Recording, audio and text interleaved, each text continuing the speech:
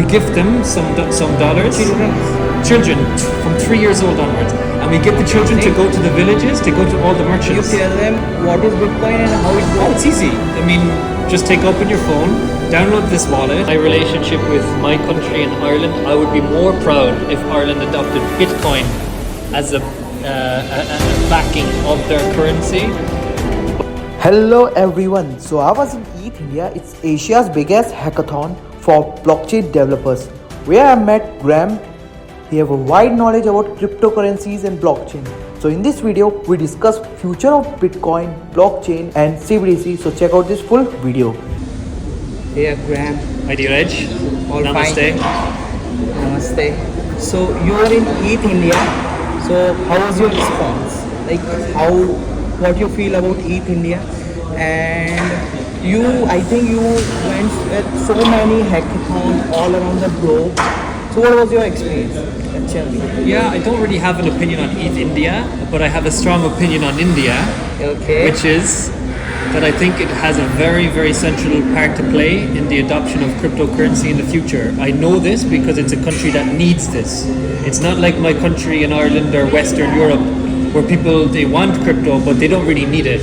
Here, what I've really experienced in only my second week, I know nothing about your country, but I'm trying to learn. It seems like an application for crypto as an exchange, a medium of exchange, for the most basic traders on the street, vendors to the top executives. For me, it seems like Bitcoin would be a very good solution for them. Why I would say this is because of a previous experience before coming here in El Salvador. I've been to El Salvador twice in the past year, and last year, as we know, the government there has adopted Bitcoin as a legal tender, which means, in theory, it should be accepted as a payments anywhere.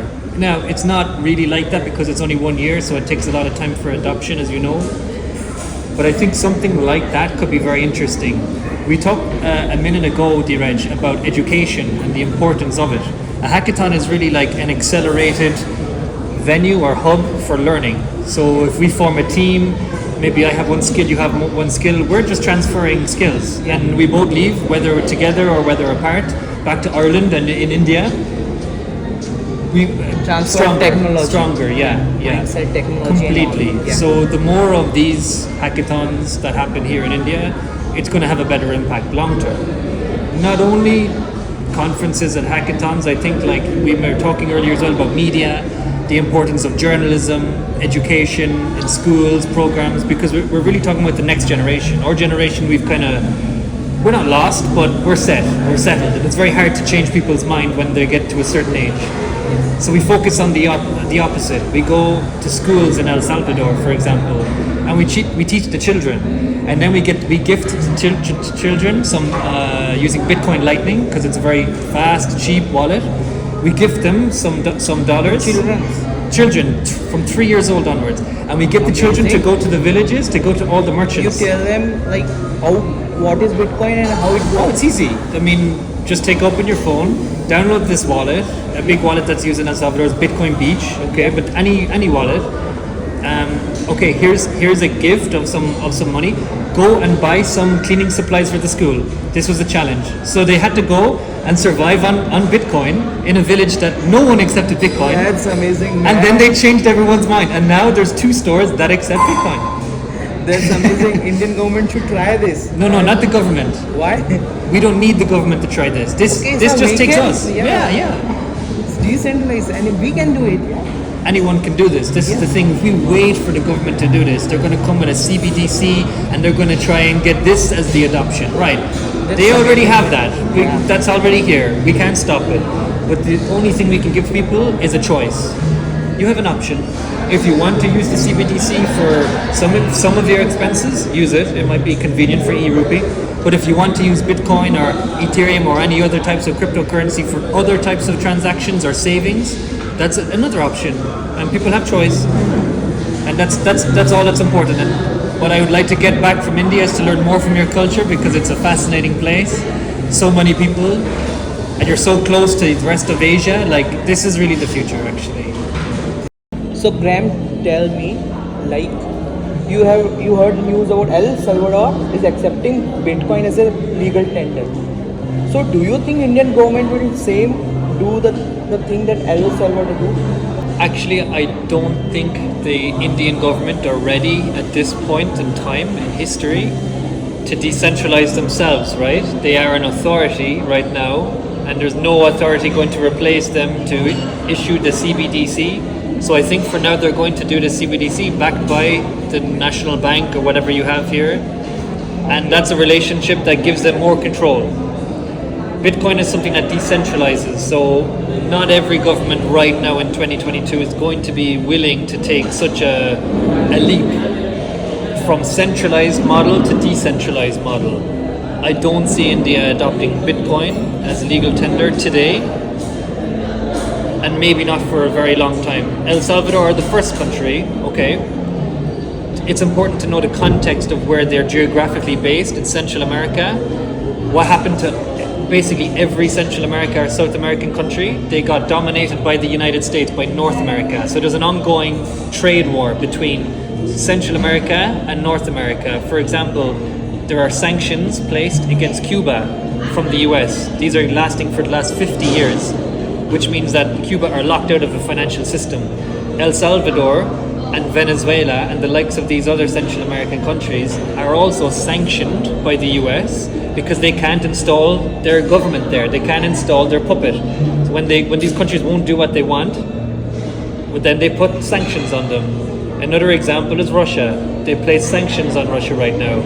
And really, these are the countries that will be first to adopt as currency like Bitcoin, because it will allow them to bypass all of this politics. Right now, India is in a very good position globally. It doesn't need to adopt Bitcoin right now, but say, for example, in the future, we might see this dominant dollar being competed with another CBDC, with the BRICS, with the Brazil, Russia, India, right? China and Saudi Arabia. And these countries coming together, I think this pilot of a CBDC is part of a larger plan to combine this population, which is 4 or 5 times bigger than North America or Western Europe. My country is only 4 million people, it's tiny. And this is going to be a huge superpower trade war between these two continents.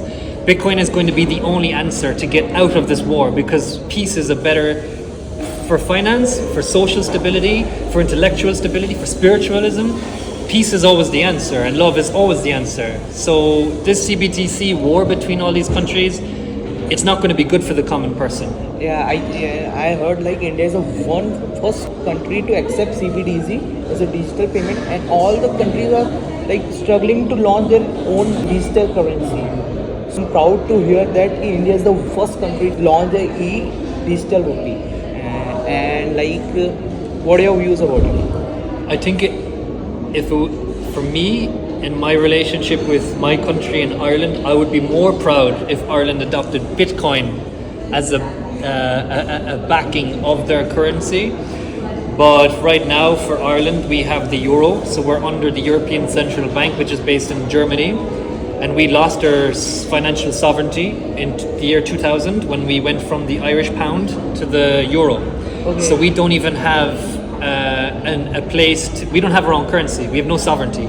So actually all of our policies are dictated by the EU. And in 2008, during the financial crash, even though Ireland only makes up 1% of the EU's population, we were made to pay back 50% of the EU debt, and we had no choice on this matter. Why? Because we don't have our own currency. So as long as we want to stay in the game of the Euro club, we have to go by the policies that are given to us by Germans. That Germany is not my country, but they want to dominate Europe, and this is kind of the politics and history of Europe. It's always dominated by France and Germany and the big powers. Smaller countries like Malta, Ireland, Scotland, Northern Ireland, we've lost our sovereignty. We don't have any way to have our own currency. And Bitcoin would be a good solution for that if our authorities wanted decentralization. But again, for now, I don't think a country like India or a country like Ireland are ready for total decentralization because our economy is quite stable.